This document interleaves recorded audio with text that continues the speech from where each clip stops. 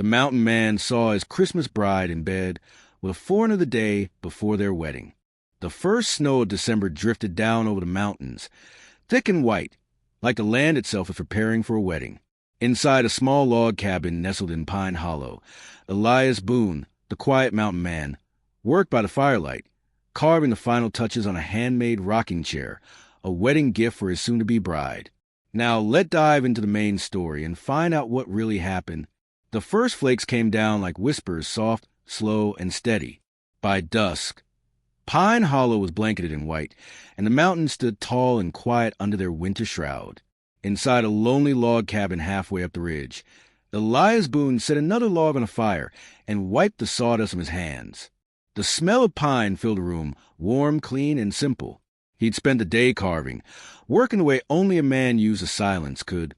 Slow, patient, precise.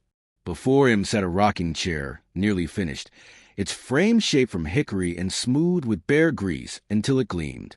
It wasn't fancy, but it was built with care, like everything he made. This one, though, was special. It was meant for her, Clara Mayfield, his bride-to-be. Elias smiled faintly, the rare kind of smile that barely reached his eyes but softened the hard lines of his face. He could almost see her sitting in that chair, her golden hair falling over her shoulders, her laughter filling this cabin like sunlight. Outside, the wind howled down from the ridge, slapping at the window panes. The snow had come early this year, weeks before Christmas, but Elias didn't mind. For the first time in years, he had someone to share it with. He moved to the table, where a small wooden box sat open. Inside, wrapped in square deerskin, was a silver ring, simple, but engraved with 2 letters, ENC. He'd traded a season's worth of pelts for it down in town. When he held it, the weight felt right. He'd never thought of himself as the marrying kind. A mountain man, rough around the edges, quiet as stone. What could he offer a woman like Clara? She was from the city, with her lace gloves and fancy manners. But she'd come west with her uncle, the preacher, and somehow she'd seen something in Elias no one else ever had. He still remembered that first day, her stepping down from the wagon, snow in her hair, eyes bright as the morning sky. "You look like a man who trusts the mountain more than people," she'd said with a smile. And he'd answered, "The mountain never lied to me." She laughed. That sound had haunted him in the best way ever since. For 6 months, they'd walked the same trails, shared coffee by the fire, and spoken of simple dreams, a home, a child or 2, a quiet life. It wasn't fancy, but to Elias, it was everything. Tomorrow, on Christmas Eve, she would be his wife. The preacher would marry them under the pine boughs by the chapel. He'd even washed up and shaved, something he hadn't done since last winter. The townsfolk would come, whispering behind his back that Clara deserved better, but he didn't care. He'd spent too many winters talking to the wind. Now, he had someone to talk back. As the night deepened, Elias poured himself a tin cup of coffee and sat by the fire. The flames threw shadows across the cabin walls, long, flickering ghosts that seemed to dance with a howling storm outside. He thought of Clara again, her soft hands, her gentle way of saying his name, the way her eyes lit up when she talked about the wedding. He'd even heard her humming hymns lately, sewing her dress by lamplight at the boarding house. He couldn't wait to see her tomorrow. But as he leaned back in his chair and listened to the storm, something heavy pressed at the back of his thoughts. A strange unease. He didn't know why. Maybe it was just the mountain air, or the way the snow fell too thick, too quiet. He shook the feeling off, grabbed his coat, and stepped out onto the porch. The night air hit like a knife, sharp, biting, full of frost. Down below, the town lights flickered faintly through the snow, small and warm against the dark. Somewhere out there, Clara was packing her things, waiting for the morning, dreaming of him the way he dreamed of her. Elias smiled to himself, tucked the ring into his pocket, and whispered to the wind, "Tomorrow, Clara, tomorrow we start forever." The wind answered with a low, hollow sigh, and far away, a wolf howled. Elias didn't know it yet, but the snow that night carried more than cold. It carried truth, the kind that could freeze a man's heart solid. And by the next evening, his forever would be gone. The next morning broke gray and quiet.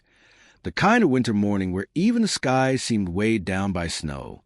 Elias Boone rose before dawn, as he always did. He stoked the fire, fed his horse, and packed his saddlebag with care, a wrapped parcel, a flask of coffee, and the small box holding the silver ring. He took a long look around the cabin. The rocking chair, the tools, the freshly swept floor. Everything was ready for her. "By tomorrow," he murmured to himself, "you'll be here, Clara." He pulled on his coat, mounted his horse, and started down the trail that wound toward Pine Hollow. The snow crunched under his boots, the horse's breath steaming in the cold. Pines stood like silent witnesses as the wind whispered through their needles. Halfway down, Elias stopped by a frozen stream. He reached into his coat and pulled out the carved pendant he'd made for Clara, a tiny heart cut from mountain ash, polished smooth as glass. She once told him mountain ash was for protection. "Then you ought to wear it," he'd tease her. Now he meant to tie it around her neck himself. He smiled, tucked it back, and pressed on. By the time he reached the edge of town, the sun was low, a dim orange behind the clouds. Christmas wreaths hung from the lampposts, ribbons fluttering in the chill wind. People bustled about with baskets and bells, children laughing as they ran through the snow. Everyone knew him, or thought they did. The mountain man, the trapper, the one who spoke more to trees than people. But today they nodded differently, respectfully, even kindly. Tomorrow he'd be a married man. He tied his horse outside the Mayfield boarding house, where Clara stayed with her uncle, the preacher. Warm yellow light spilled through the windows, and the smell of cinnamon bread floated out into the cold. Elias took a deep breath and smiled. He wanted to surprise her. He climbed the porch steps quietly, snow crunching under his boots. Through the frosted glass, he could see the faint glow of the parlor fire. He leaned close to the window, and that's when he heard it. Laughter. A man's laughter. Not her uncle's. Not any voice from town. It was low, rough, with a strange accent he couldn't place. Elias frowned, brushing the frost from the window with his glove. The room came into view, hazy through the glass but clear enough. Clara sat by the fire, her golden hair loose around her shoulders, her white slip glowing in the light. And beside her sat a man, dark hair, olive skin, broad shoulders under a railroad jacket. A foreigner, one of the new men working the tracks that cut through the valley. He was close to her, too close. Elias froze. He watched as the stranger leaned in, saying something soft. Clara laughed, the same laugh Elias had loved for months. Then she looked into the man's eyes, and before Elias could breathe, she kissed him, not out of shock, not forced, not by mistake. It was slow, familiar. Her hand slid to the man's chest, and she whispered something Elias couldn't hear, but didn't need to. For a long moment, Elias stood there, his body gone numb, his heart pounding so hard he thought the window might shatter from it. The snow fell between them, flakes melting on the glass. Inside, the fire burned bright and warm. Outside, the world had turned to ice. He backed away slowly, each step heavier than the last. The ring in his pocket felt like a stone. He reached his horse, but couldn't move, couldn't think, couldn't breathe. He looked once more toward the window, the woman he was going to marry in another man's arms, and a sound escaped him, low and hoarse, not quite a growl, not quite a cry. Then he turned, mounted up, and rode. The wind tore at his coat as he climbed back into the mountains. The trail blurred through tears and snow, the world white and cruel. He didn't look back at the town or the lights or the life he thought he was building. By the time the storm swallowed him whole, the man who'd left Pine Hollow wasn't the same one who'd gone down that morning. He rode until night fell, until the horse stumbled, until the snow blinded even the moonlight. And when he finally reached his cabin again, he didn't light a fire. He just stood there in the dark, ring still in his pocket, and whispered the only words he could find. "Lord, why'd you let me love her?" The wind gave no answer. Only the lonely cry of a wolf echoed through the valley, and the snow kept falling, silent as betrayal. Snow came down harder that night, thick, endless, swallowing the world in white. By the time Elias Boone reached his cabin, the storm was raging like a wild thing. The wind screamed through the pines, rattling the shutters as though the mountain itself mourned with him. He didn't bother to light the lantern. He stumbled inside, boots heavy with snow, and slammed the door behind him. The silence that followed was worse than the wind. His breath came hard, clouding the air. The only light came from the dying embers in the hearth, glowing faint and red. He stared at them a long time before sinking to his knees. The ring was still in his pocket. He pulled it out and stared at it, the little silver circle meant to bind two hearts forever. It gleamed faintly in the firelight, mocking him. Elias' jaw tightened. He set it down on the table beside the wrapped gift, the mountain ash pendant, and whispered, "I made you something with my own hands, Clara. Every cut, every mark. I thought of you." His voice cracked on her name. He sat there for hours, staring at the fire until it died. Then he stared at the dark. Memories played in his head, her laughter echoing to the pines, her hands tracing the calluses on his palms, her whispering, "I want to grow old right here, Eli." Every word, every touch, now felt like a lie carved deep into his skin. He slammed his fist against the wall, splintering the wood. But the pain didn't come close to what was inside. Outside, the storm screamed louder, shaking the roof, clawing at the windows. Inside, Elias sat in the flickering dark, a man hollowed out by something colder than snow. He poured himself a drink from the jug near the hearth. The first swallow burned, the second numbed. He drank until the ache blurred, until his eyes grew heavy, until he could almost pretend it hadn't happened. But every time he closed his eyes, he saw it again, Clara in the firelight, her lips on the stranger's, her soft laughter. He rose suddenly, kicking the chair back, pacing the floor. "What did I do wrong?" he growled into the emptiness. "What wasn't I enough of?" The only answer was a moan of the wind and the cracking of ice outside the door. He turned to the small table where he'd laid the ring. For a long while, he'd just stare at it, the symbol of everything he believed in. Then, slowly, he picked it up, wrapped it in a torn piece of cloth, and set it down beside the half-finished rocking chair. The chair rocked slightly, as if touched by unseen hands. The sound was soft, rhythmic, haunting. Elias sank into his old chair and let the sound lull him into the kind of stillness that doesn't rest, just waits. The bottle sat empty beside him, his eyes half shut, the fire dead. Hours passed. The storm began to ease. The wind quieted. But inside Elias Boone, the storm had only begun. When dawn finally broke, pale and cold through the frost-glazed window, Elias hadn't moved. He hadn't slept. The light fell across his face, catching on the rough stubble, the dark circles beneath his eyes. He looked like a man carved out of the mountain itself, unyielding, but cracked through the heart. He stood slowly, stretched the stiffness from his limbs, and stared at the door. His voice came out low and hoarse. "She's going to have to tell me to my face." He pulled on his coat, slung his rifle across his back, and stepped outside. The snow crunched underfoot, glinting beneath the weak morning sun. For a moment he paused, looking back at the cabin, the place he'd hoped would be their home. Then he turned toward town. Each step he took down that frozen trail was heavy with something he'd never felt before. Not just heartbreak, something sharper. A mix of hurt, pride, and the need for truth, no matter how much it burned. The wind whispered through the trees like a warning.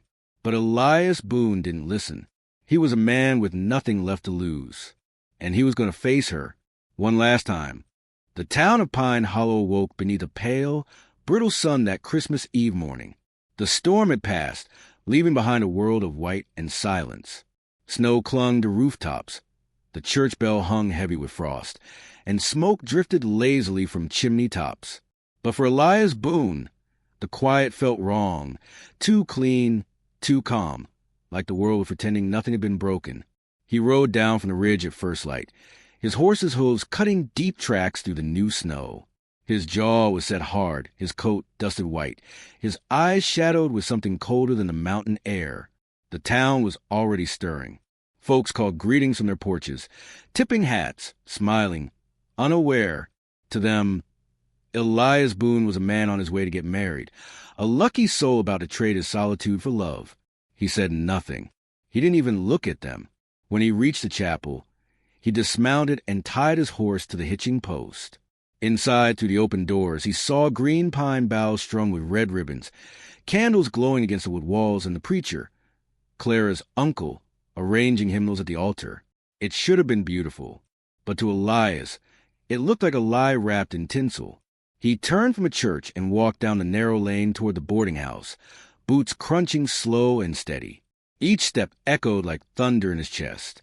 When he reached the porch, the door opened before he could knock. And there she was, Clara Mayfield.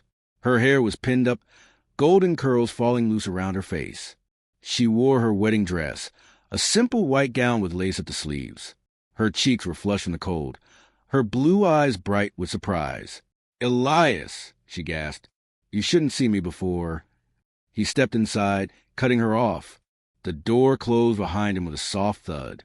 She faltered under the weight of his silence.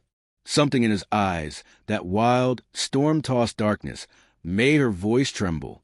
"Eli, what's wrong?" He reached into his coat and pulled out a small bundle wrapped in cloth. He set it on the table between them. "I came to give you this," he said quietly. "Your ring." She blinked, confused, reaching for it. But before her fingers touched it, he said, "I saw you last night." The room froze. Even the fire in the hearth seemed to stop crackling. Clara's lips parted. What?" Elias' voice stayed low, but each word struck like an axe splitting wood. "I went down to town to bring you your gift. You were sitting by the fire in that white slip of yours, and there was a man, a foreigner, sitting beside you. You didn't push him away." Her breath hitched. She stepped back, her face draining of color. "Elias, it's not what you think." But before she could finish, footsteps sounded behind her, and then he appeared. The foreigner, dark-haired, olive-skinned, wearing a railroad jacket and shame in his eyes. He froze at the sight of Elias, tall, broad, with his fists clenched and his gaze fixed sharp as a blade. The room went quiet enough to hear the ticking of the old clock on the mantel. Finally, the stranger spoke, voice thick with an accent. "I should go." Elias didn't move. His voice was low, rough. "No, you stay. You owe me the truth, too." The man swallowed hard. "There's not much to say. I'm sorry. It shouldn't have happened. She thought I was leaving by morning. We had a moment. That's all." Clara's eyes filled with tears. "Elias, please. I swear to you." He cut her off again, the pain breaking through his calm. "I waited my whole life for you. Thought God finally gave me something purer. You were supposed to be my home, Clara." Tears slipped down her cheeks. "I didn't mean to hurt you. It was a mistake." He took a step closer, his voice quiet, breaking. "You don't make mistakes like that the day before a wedding." For a long moment, neither spoke. The snow outside fell softly against the window panes, a cruel reminder of how peaceful the world could look when a man's heart was falling apart. Elias reached down, unwrapped the cloth bundle, and set the silver ring on the table.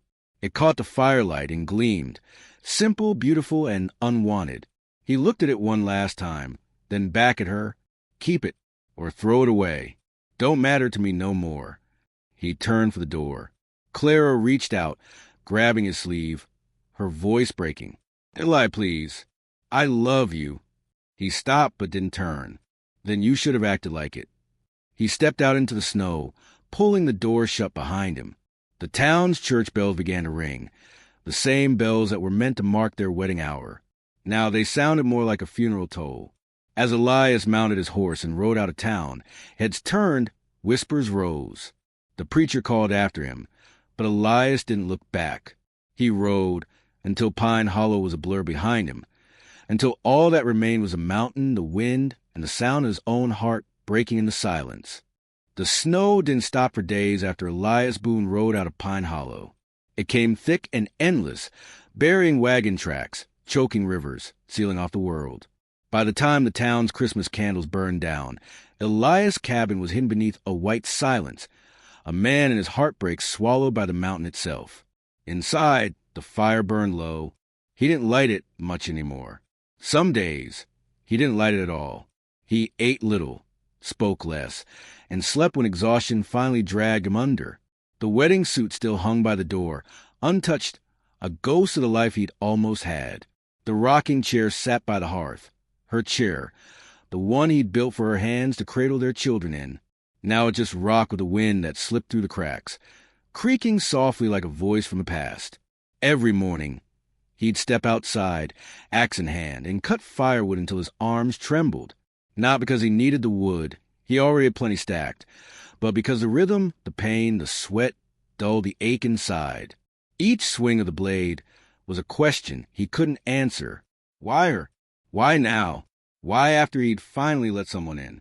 Sometimes, when the snow fell quiet, he'd imagine hearing her laughter echoing through the trees. And for one cruel heartbeat, he'd almost forget. Then the truth would return, sharper than the wind that bit his face. Days bled into weeks. The calendar by the door still showed December 24th. He never turned the page. One evening, near New Year's, Elias sat by the fire with his Bible open, though the words blurred before his eyes.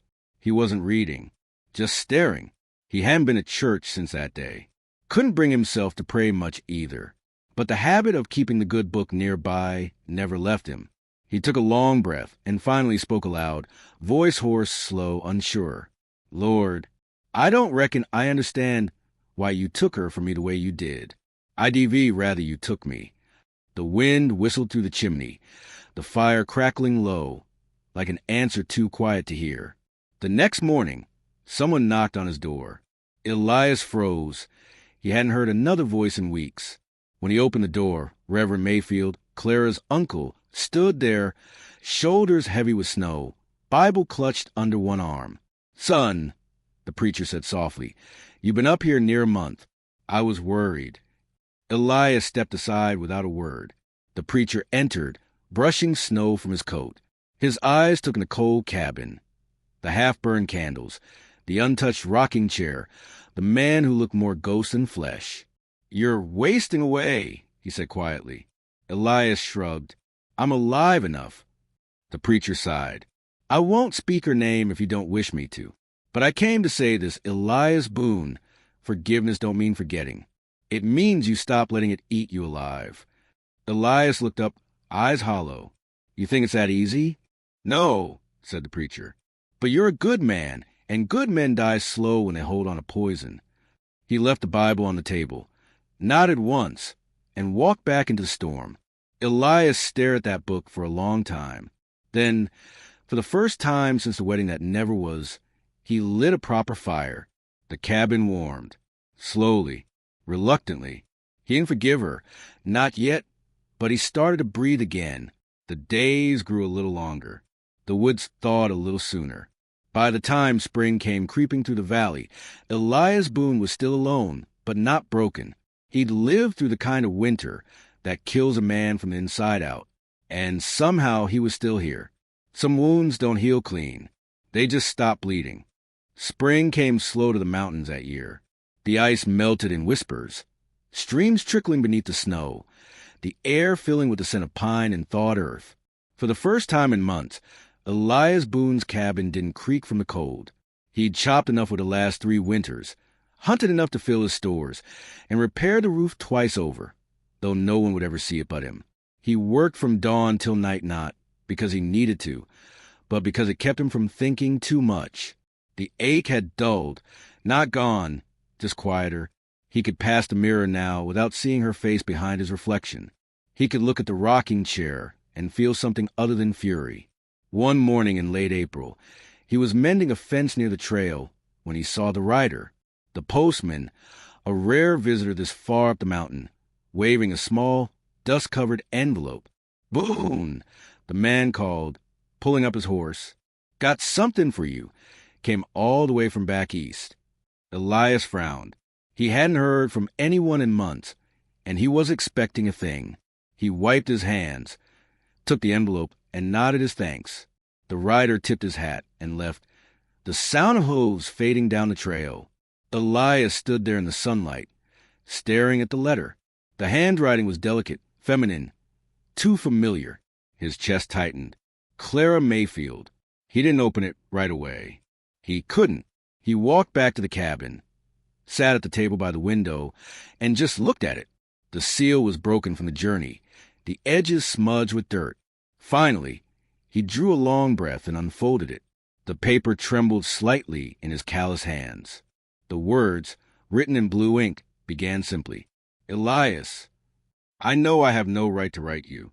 I've carried that shame every day since the morning you walked away. But I couldn't live another spring without saying what should have been said that night. I was weak. I was foolish. I let loneliness whisper lies to me, and I listened.